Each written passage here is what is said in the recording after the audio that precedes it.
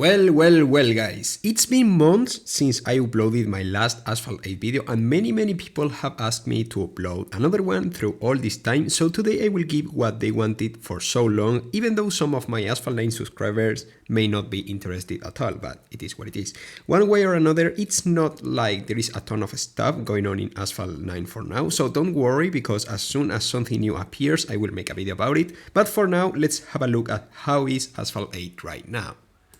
Okay, so first things first, one of the first things I realized is that ultimate upgrades finally came back to the game through the Racing Pass, which, being completely honest, is quite nice since it has been a really long time since we got any ultimate upgrades at all on the game or on the Racing Pass specifically, which I also realized that slightly reduced its price, so that's great as well. As it turns out, seems like a huge chunk of the new cars will appear through the Racing Pass, as it's the case of this Apollo Evo, which is one of the best looking cars in my honest opinion, which finally I will be able to drive in Asphalt 8 since I already have it completely maxed out in Asphalt 9. So yeah, more cars will be on the way for those interested on, getting the Racing Pass, which, well, compared to what it used to offer, I can safely say that now is definitely quite worth it. With over 370 cars at this point, you will need some ultimate upgrades in case any new kings appears on the game. What I'm about to show you guys may not be as interesting for those who enjoy Asphalt 8 as free-to-play players, but now there are these special weekly offers in the shop which can be purchased with vouchers, and that gives a really nice amount of direct upgrades every week.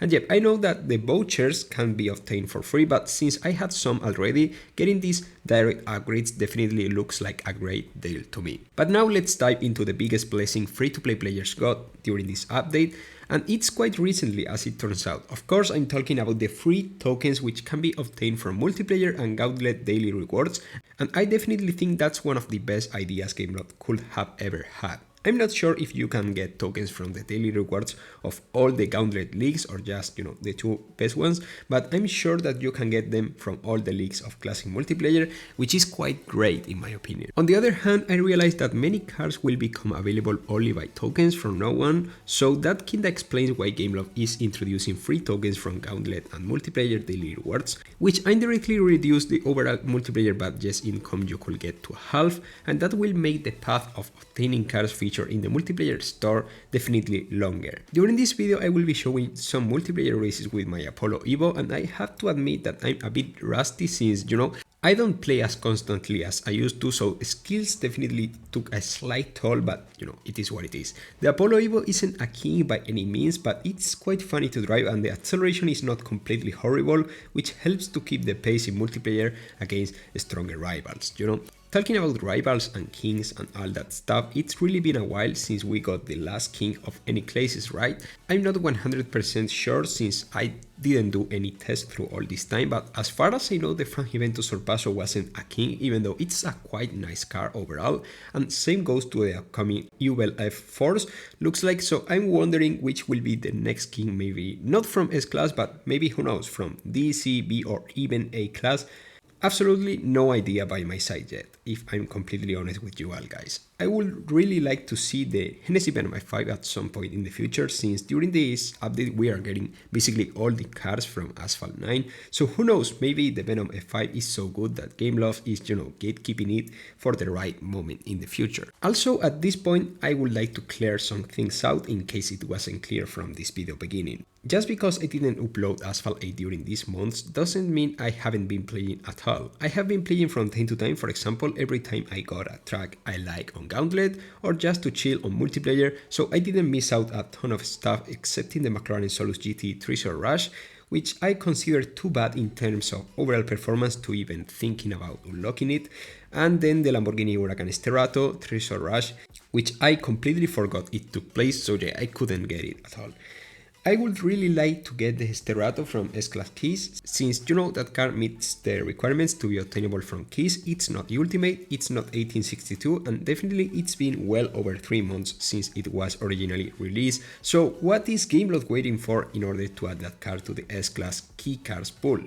Well, seems like only time will tell. Oh, and I would like to point out something, because when I decided to take a break from posting Asphalt 8 content, I wasn't kicked from the content creators program. Indeed, I still remain there, just that as you all guys may understand, I stopped receiving some privileges from more active creators like the monthly rewards link, the free premium pass, and the free dice creators get every treasure rush, which I have been paying from my cash, and I fully understand that. Don't get me wrong, I mean, I have been in the program in order to report some errors in the game, suggesting stuff, but that's pretty much all what I do there. Maybe, who knows, at some point in the future I join the Asphalt 9 creator program, even though I have the logic assumption that it's quite hard for such a scenario to take place, basically because of my opinions in certain videos I made in the past and that I still keep doing up to this day. But who knows, I mean, as long as I can help with something on the Asphalt 8 program, I will keep being there, so I can be the first one to make a video about the Hennessy Venom F5, which I'm sure that someday will make its great appearance on Asphalt 8. At last but not least, if we are talking about new features, I do really think that I should mention the codes that from time to time Gameloft release on the Asphalt 8 social medias, and despite I have never got any rewards from them as a result of my bad memory, I mean, I always forget to redeem them on time. These codes are quite helpful to get some extra rewards as we do in Asphalt 9, so that's a nice detail from Gameloft's side. Something I would have loved if Gameloft had continued to add the game is the animated decals. The Koenigsegg CC850 one was extremely cool, and so was the Faraday Future one, but I fear that such nice additions are over, since I guess that not all the brands accept to see their cars with animated decals,